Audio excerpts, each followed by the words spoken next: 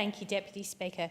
One of the things that I enjoy most about being a Member of Parliament is having the great privilege of visiting schools in my electorate and meeting again with students when they come to Parliament House for their Canberra trip.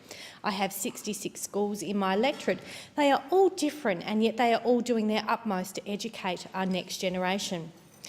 For our children and young people, nothing quite brings our nation's story alive than visiting our capital and spending time in our parliament. And I'm passionate about civic education, and it's why I chose to nominate on the Parliamentary Education Office Advisory Committee.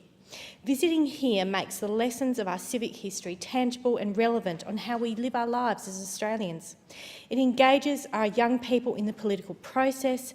However, I am concerned that the students coming to Canberra in the next month, that less than 1% of those students will be from low SES schools, disadvantaged schools, that is, schools with an SES lower than 1800.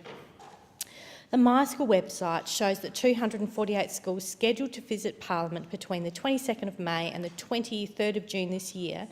Of those, just 80% of those schools, they will be above average on the socio-economic index, and approximately 34% of visiting schools will be significantly above the socio-economic average. And as I said before, less than 1%, so 0.82% of those schools will be from disadvantaged areas. It also makes it incredibly challenging for schools from regional areas to come to Canberra. Calculations made as the crow flies does not tell the true distance of schools that are trying to come here. We all know that there's very few direct roads to Canberra, and certainly very few direct flights.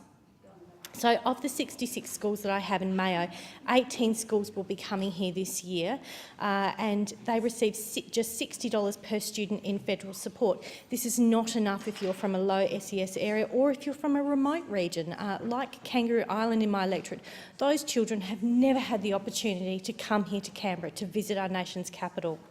So we need to find a fairer funding mechanism to help bring our disadvantaged young people to our nation's capital, and I think that we need this because democracy needs this, and it's important that we engage with young people.